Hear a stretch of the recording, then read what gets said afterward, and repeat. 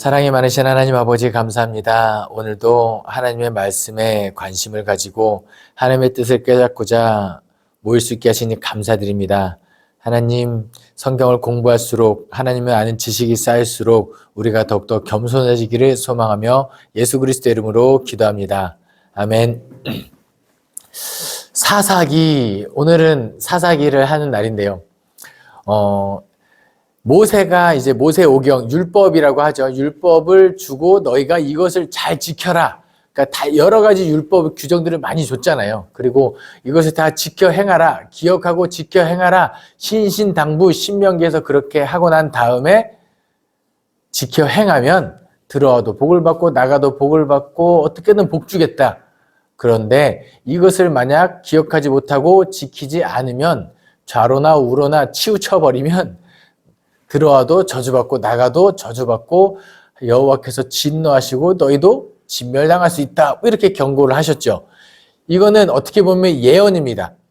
잘 살면 경외하면 복받고 경외하지 않으면 저주받는다는 그런 예언인데 이 예언의 말씀들이 율법의 예언의 말씀들이 여호수아 때까지는 축복의 말씀으로 성취가 됐죠. 그렇죠. 그러니까 가나안 땅 요단강을 건너서 가나안 땅 진격 앞으로 길갈에서 중부 지역이랑 싸워도 이기고 남부 지역이랑 싸워도 이기고 북부 지역이랑 싸워도 승리, 승승장구하고 하나님께서 약속하신 땅을 그대로 다 성취 그리고 땅을 분배까지 하는 그게 여호수아의 말씀이었다면 참 사사기는 슬픈 책입니다. 사사기 처음에 시작할 때 여호수아가 죽은 다음에 죽은 직후에 아주 엉망진창인 그런 느낌이 좀 있습니다. 사사기 1장 1절부터 2장 5절까지는 사사기의 도입부 느낌이 나요. 한번 보겠습니다. 사사기 1장에는 유다 지파와 요셉 지파의 정복 전쟁이 나와요. 이거 유다 지파랑 요셉 지파랑 싸운 것이 아니라 유다 지파도 그렇고 요셉 지파도 그렇고 기업으로 받은 땅이 있잖아요. 그 기업에서 아직 미정복된 지역이라든지 아니 정리가 된 이 지역은 이제 지파별로 싸우는 거예요.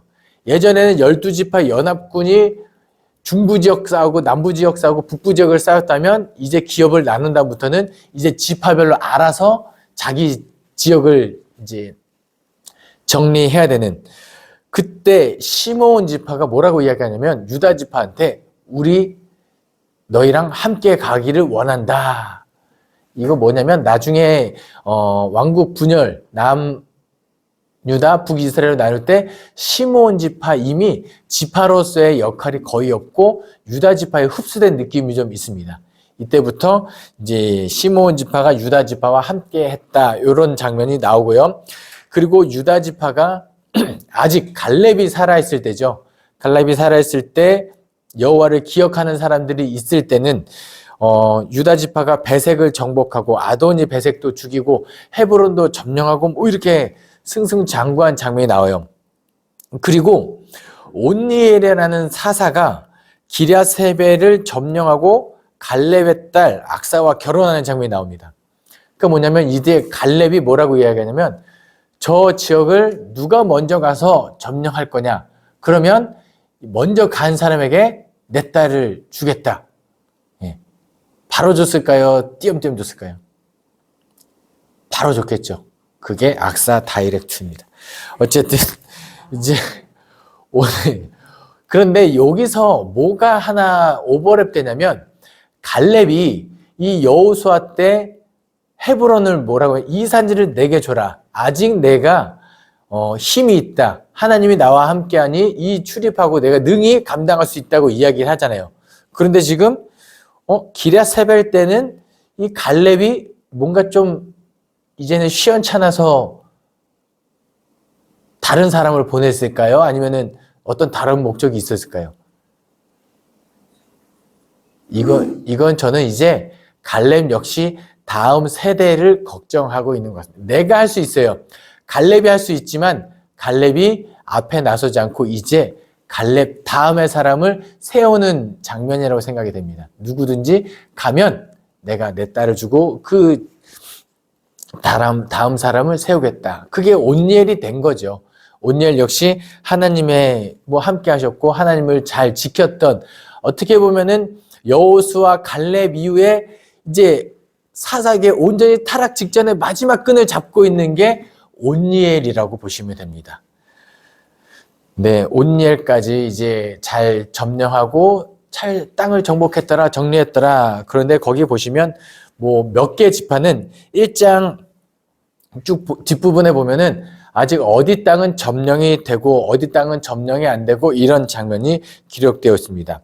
그리고 사사기 2장 넘어가면 2장 5절까지 여호와의 사자가 복임의 길갈에서 복임으로 올라오죠. 복임으로 와서 사람들을 책망합니다.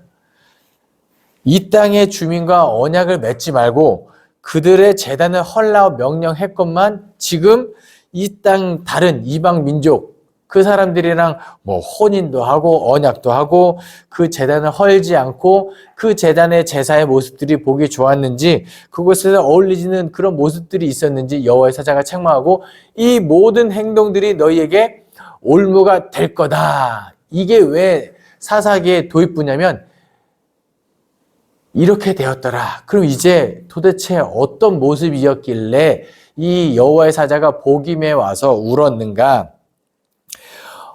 나중에 혹시 그 사사기 내용을 빨리 보고 싶은데, 요약해서 보고 싶은데 시간 없다 하시는 분들은 2장 6절부터 2장 끝까지 읽으시면 사사기의 내용이 여기 다 요약되어 있습니다. 어떤 내용이냐? 여호수아가 사는 날 동안은 여호와를 잘 섬겼더라. 그런데 여호수아가 죽고 나서 이스라엘 민족들이 불순종하기 시작합니다. 불순종하면 어떻게 돼요? 하나님이 진노하시겠죠. 하나님이 진노하시면 이방 민족의 손을 빌려 이스라엘 민족을 심판합니다. 그러면 심판을 당한 이스라엘 사람들은 너무 힘드니까 하나님께 무릎 꿇고 회개하고 용서를 구해요. 우리 하나님 또 속이 얼마나 좋으신지. 그러면 누구를 세워요? 사사를 세워서 그 이방 민족을 무찌르시고 몰아낸 다음에 그럼 그것이 이스라엘 민족의 회복이죠. 그것이 구원이죠. 그러면 혼나면 이제 다시 여호와를 잘 경외해야 되는데 그 사사가 죽으면 다시 불순종, 이 악순환의 연속입니다.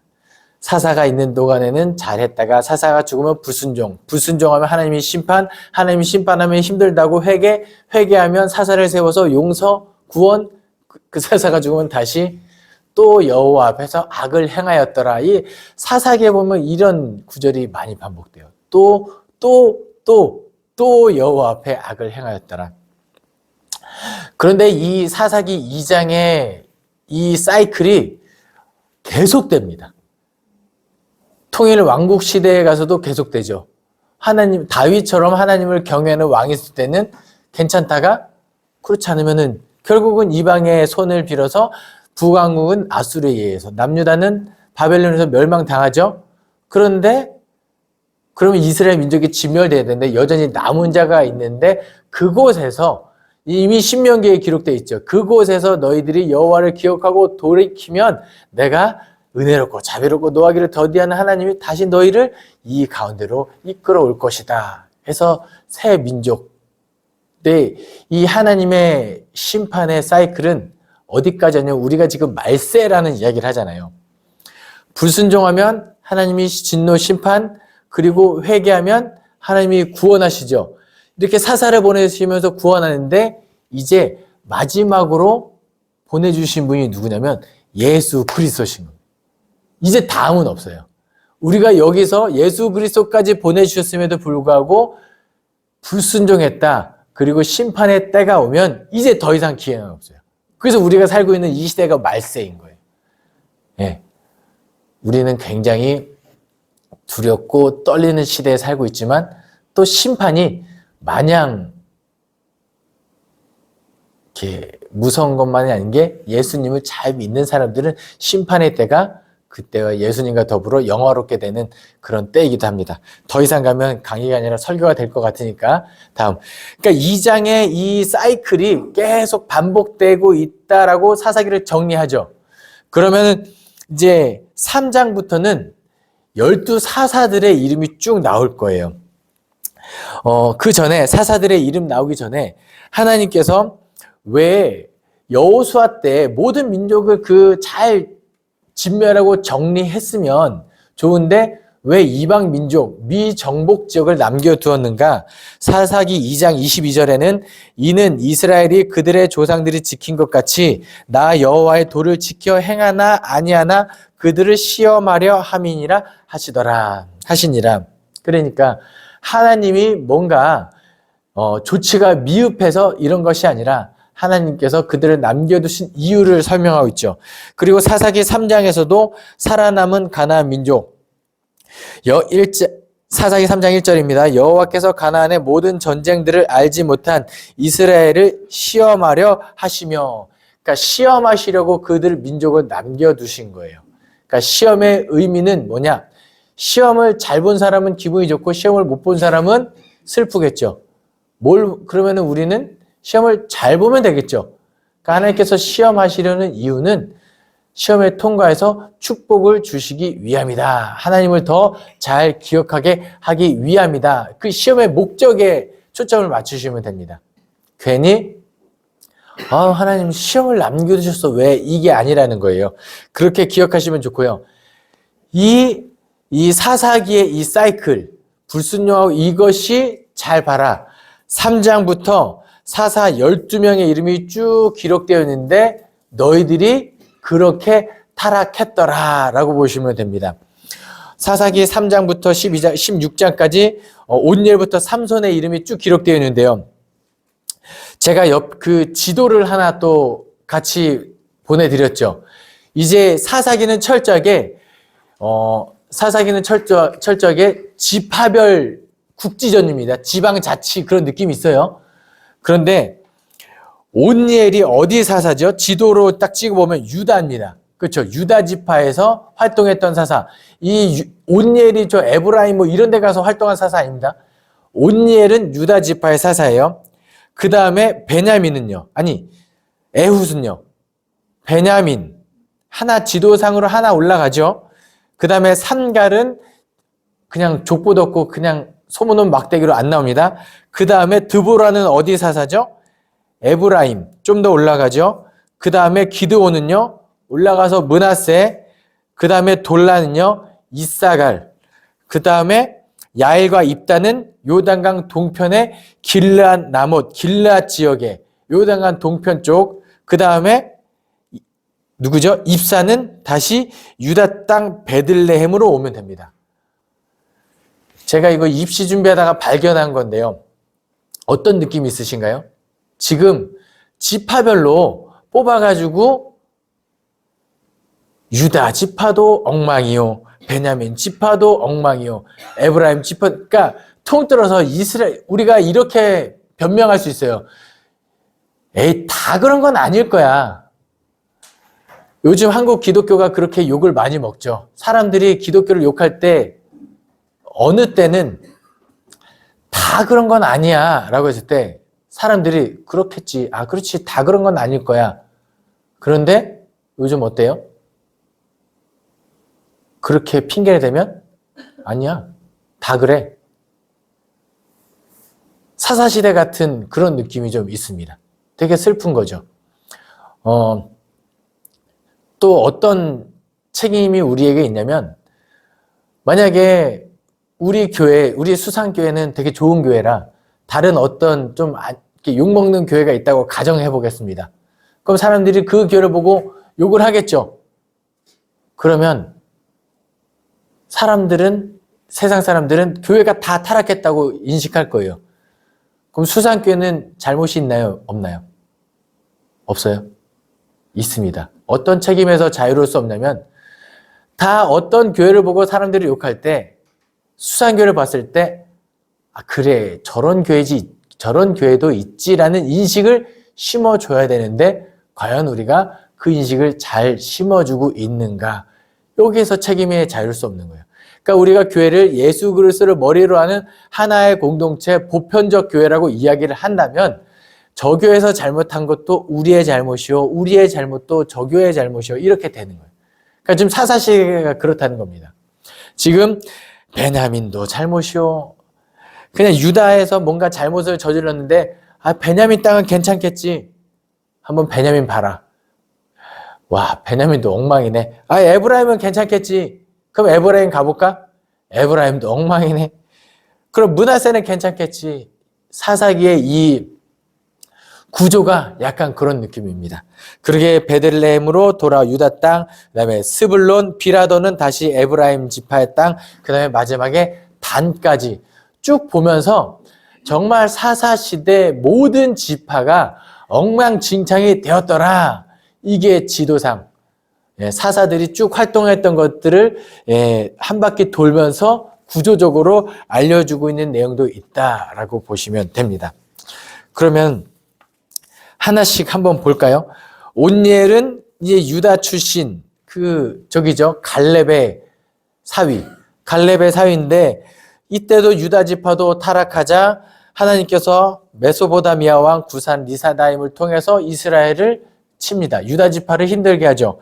그때 온니엘이라는 사사가 나서서 이 구산 리사다임을 이제 몰아내고 유다 땅에 평화가 찾아옵니다. 온니엘이 살아있는 동안은 괜찮아요. 온니엘이 죽자. 그 다음에 또 어디서 사건이 터집니까? 모압에서, 에웃에서 사건이 터집니다. 그러니까 베냐민 지파가 타락했을 때 하나님께서 모압 왕 에글론을 통하여 힘들게 하죠. 사람들이 용서를 구합니다. 그러자 에훗을 세워서 에훗이 몰래 이제 모압 왕 에글론에게 바치는 이 과일 바구니, 얼마나 많이 바쳤는지 사람이 이 에훗이 그 틈 바구니에 숨어서 그 모압 왕 에글론을 이렇게 바구니에서 뛰쳐나가서 칼로 찔러 죽이죠. 찔러서 뭐 배에 찔린 게 등으로 삐져나올 정도로 세게 찔렀는데 얼마나 이 사람이 많이 먹었는지 배에 기름이 가득 껴서 그 칼에 기름이 잔뜩 껴있더라. 그리고 도망치고 뭐 이런 장면이 기록되어 있습니다. 에훗 다음에는 삼갈이죠. 삼갈은 단지파 사람인데요. 블레셋 사람을 소모는 막대기로 600명을 쳐 죽입니다. 여기서 놀라운 거는 뭐죠? 막대기죠. 막대기가 600명을 때려 죽일 때까지 부러지지 않았다는 것은 엄청난, 하나님의 영이 그 막대기에 임한 것 같기도 합니다. 그런데 제가 말하고 싶냐면, 보세요. 이따가 삼손에 가서도 비슷한 맥락의 이야기를 드릴 겁니다. 단지파에는 누가 있어요? 삼갈이라는 걸출한 사사가 있습니다. 단지파가 삼갈을 중심으로 싸움을 벌였다면 블레셋을 충분히 몰아낼 수 있었을까요? 없었을까요? 저는 있었을 거라고 생각합니다. 자세한 이야기는 삼손에서 다시 한번 하도록 하겠습니다. 삼갈은 좀 부족한 것 같습니다. 그 다음에 드보라가 이제 4장, 5장에서 활동하는데 에브라임에 나오는 이 유일한 여사사죠. 이제 또 에브라임에서 죄가 가득하자 사람들이 이제 누구죠? 가나안 왕 야벤을 통해서 압제를 합니다. 그래서 사람들이 회개했을 때 드보라가 나서서 그러면은 바락에게 갑니다. 바락에게 가서 바락, 너 가서 싸워라. 명령을 하지만 바락이 가지 않겠다고 아주 바락바락.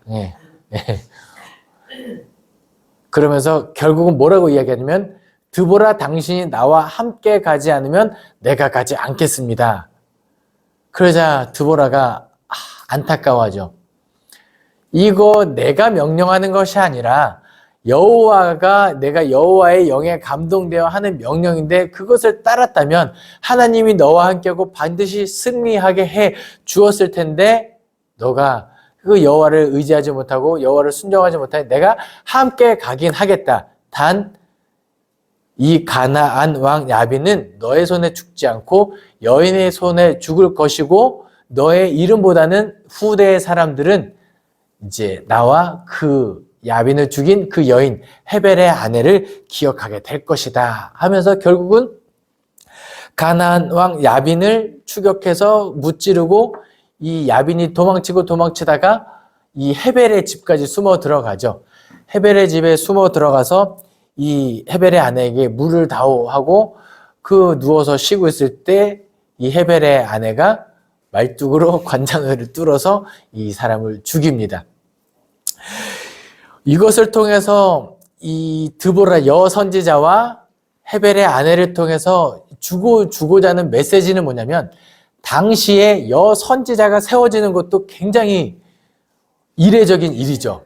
하지만 이 여인은 연약한 존재 그리고 인구에 포함되지 않은 존재, 나약한 존재의 상징이지만 하나님이 함께하면 능히 감당한다라는 거예요.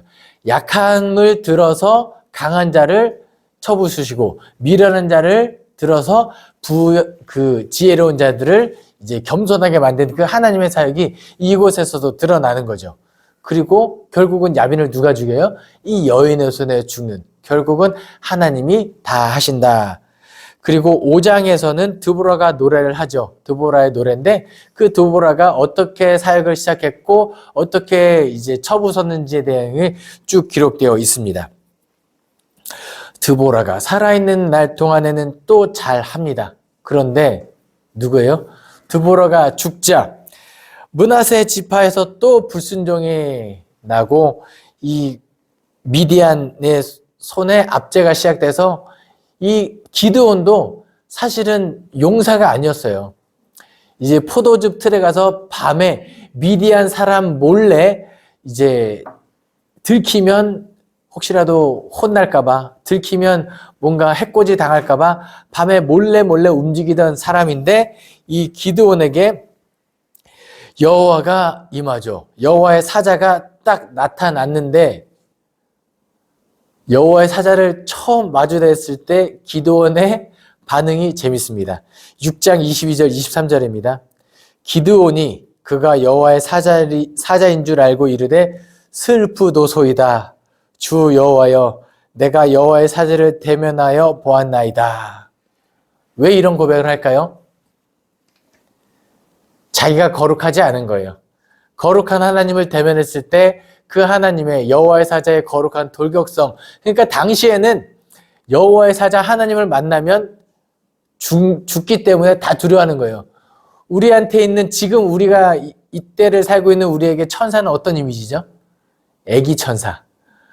하얀 날개, 머리에 엔젤링 딱 있고 귀엽고 깜찍한 그런 거 아니거든요. 구약 시대에는 검을 들고 만나면 목 베고 막 이렇게 죽임을 당하는 그런. 그러자 여호와의 사자가 너는 안심하라 두려워하지 말라 죽지 아니하니라 하고 내가 너를 보내서 이 미디안 사람들을 몰아낼 거다. 기드온이 주님께서 말씀하시면 내가 가겠습니다. 바로 할까요 안 할까요? 안 합니다. 나 같은 사람이 어떻게 갑니까? 다른 사람 보냈었어. 뭐 이렇게 해서 막 거절합니다. 그리고 당신이 정말 아까는 분명히 나 이제 죽겠다고 막 이제 여호와의 사자 만났다고 여호와의 사자를 인정했는데 이제는 정말로 그 여호와의 사자가 맞다면 아니면 여호와의 그 하나님이 나와 함께 하시는 것을 알려주십시오. 내일 아침에 내가 양 1000조각을 놔둘 테니까 이슬이 맺힐 텐데 밤마다 이슬이 맺힐 텐데 저기에만 양털에만 이슬이 맺히면 내가 당신의 말이 참인 줄 알겠습니다. 다음날 딱 갔는데 어때요? 온 지면은 말라있고 양털만 젖어 있는 거예요. 아직도 못 믿겠습니다. 내일은 양털만 말라있고 온 지면만 젖어 있으면 당신의 말이 사실인 줄 알겠습니다. 자, 하나님도 참 여호와의 사자도 참을성이 많고 그거를 다 들어주죠. 그래서 다음날 가니까 아니나 다를까 온 지면은 젖었고 양털만 마른 것을 보고 이제 더 이상 기드온도 뺄 수 없어서 이스라엘 사람들에게 가서 군대를 모읍니다. 와, 군대를 모았는데 그래도 아직 살아있는 느낌이 있어요. 자그마치 3만 5천 명이 기드온의 부름에 응답을 하죠. 기드온의 부름에 응답했는데 하나님께서 뭐라고 말씀하시냐면, 야, 이거 너무 많다. 3만 5천 명, 물론 미디안 군대에 비하면 수는 적지만 3만 5천도 적은 숫자는 아니거든요. 만약에 너희들이, 내가 너희와 함께 하겠지만 이 상태로 너희가 이기면 니네 힘으로 이겼다고 생각할 것 같다. 그러니까 좀 돌려보내라. 기드온이 되게 순종하고 싶지 않은 명령이었을 것 같아요. 하지만 사람들에게 여기서 돌아가라 했는데 몇 명이 돌아가나요? 2만 5천 명이 돌아갑니다. 10,000명만 남겨요. 와, 기드온의 입장에서는 야, 10,000명 갖고 어떻게 싸우지 하고 있는데 하나님께서 뭐라고 말씀하세요? 야, 아직도 너무 많다. 저기 물가로 가서 다 물을 좀 마시라고 해라. 그런데 어떤 사람은 손으로 물을 마시고 어떤 사람은 그냥 엎드려서 물가에 입을 대고 마십니다. 손을 대고 물을 마신 사람은 300명, 이 물가에 엎드려서 물을 마신 사람은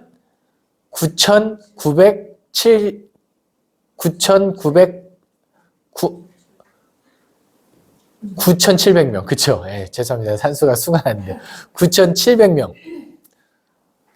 기도원의 입장에서, 다행이다. 이제 300명만 돌려보내면 되겠다. 하나님께서 뭐라고 말씀하세요? 9,700명을 돌려보내라. 기도원의 입장에서는 어쨌든 순종해서 돌려보내죠. 제가 이 성경을 강의하려고 주석을 공부했는데 그때 하나님께서 이 주석가는 뭐라고 이야기하면 하나님께서 사람을 쓰실 때는 준비된 사람을 쓴다 이런 내용이 있어요. 보세요. 지금 전쟁에 나가기 앞서서 사람을 추리고 있어요. 물 마시고 있는데 고개를 쳐박고 마시는 사람은 물만 보이겠죠. 그런데 손으로 물을 마시는 사람은요. 그래도 경계태세를 취할 수 있는 사람이 된 거예요. 싸울 준비가 되어 있는 사람들. 그러니까 하나님의 전쟁은 사람의 많고 적음, 여호와의 구원은 사람의 많고 적음에 달린 게 아니다. 그래서 300명인 거예요. 하지만 어중이 떠중이를 가지고 하나님은 일하시지 않습니다. 하나님께서는 준비된 사람, 그래도 경건한 사람, 아까 마음이 약해지지 않은 사람, 그 가운데서도 준비된 사람은 하나님이 그런 사람들과 함께 일하기를 원하신다는 거예요. 인의 전술이요? 아니요. 그거는 사람의 전술이고요. 우리는 철저하게. 수산교회에 어떻게 하면 부흥이 될 수 있을까요? 모든 사람이 다 성령 받는 거 아닙니다. 12명? 10명? 하나님께 준비된 사람 한두 사람이면 수산교회는 부흥합니다. 그 사람이 저와 여러분이 되기를 소망합니다. 그렇게 기드온이 명령에 순종해서 300명을 데리고 싸움에 나갑니다. 한 손에는 횃불, 한 손에는 항아리를 들고 싸움을 하죠. 그리고 나팔을 불 때 진격 앞으로 했는데 항아리로 한 명 머리 깨고 횃불로 이렇게 지져가지고 한 2명 잡으면 그래도 턱없이 부족하죠. 결국은 싸움은 누가 해요? 하나님이 하시죠. 하나님께서 그 모든 것을 명령대로 순종하고 나갔을 때 그 미디안 사람들이 서로 이렇게 혼란해지면서 자기들끼리 싸우기 시작하고 결국은 기드온이 승리하였다. 그리고 기드온이 이 사람들을 끝까지 진멸하려고 추격하는데 어디까지 추격하냐면 중간에 이스라엘 사람들을 모집합니다. 에브라임 사람, 저 위에 므낫세 사람, 어디 한 지파 사람들이 와서 도와주죠. 그리고 오렙이라는 사람은 오렙 바위에서, 스렙이라는 사람은 스렙 포도주 틀에서 죽임을 당해요. 그랬는데 이 다 죽이고 났는데 누가 시비를 거냐면 에브라임 사람이 와서 시비를 겁니다. 야, 너만 잘났냐? 예, 기드온에게 그러는 거예요. 에브라임 사람이 야, 너만 잘났냐? 그러니까 자기네들이 더 도드라지고 싶어 했던 거죠. 에브라임 사람들이. 그러자 기드온이 뭐라 그러냐면 에브라임의 끝물 포도가 아비에셀의 만물 포도보다 낫지 아니하냐 이런 말을 해요. 실제로 이 포도가 에브라임 산지에서 나오는 포도가 더 극상품인 그런 것을 빗대어 한 말인 것 같아요. 그리고 시작은 내가 했지만, 내가 만물 포도로 시작했지만 끝에 마지막에 정말 그 수장들을 누가 잡았냐? 너네가 잡잖아요. 너희가 잘하지 않았냐? 그러자 거기에 우쭐해져서 끝 돌아갑니다. 나중에 큰 코 다치는 에브라임의 모습을 다시 한번 보이도록 하겠습니다. 기드온이 이 모든 것을 정리하고 사사기 8장에 가면 사람들이 기드온에게 우리의 왕이 되어 주십시오라고 해요. 우리를 다스려 주십시오라고 합니다. 이스라엘 사람들이. 8장 23절에 기드온이 이렇게 고백합니다. 이 사사기의 굉장히 중요한 핵심 메시지예요. 기드온이 그들에게 이르되 내가 너희를 다스리지 아니하겠고 나의 아들도 너희를 다스리지 아니할 것이요 여호와께서 너희를 다스리시리라 하니라. 이스라엘 민족의 통치자는 누구죠? 여호와입니다. 이스라엘의 왕이 없던 시대죠. 하지만 굳이 왕의 역할을 하는 분을 뽑으라고 한다면 하나님이신 거예요.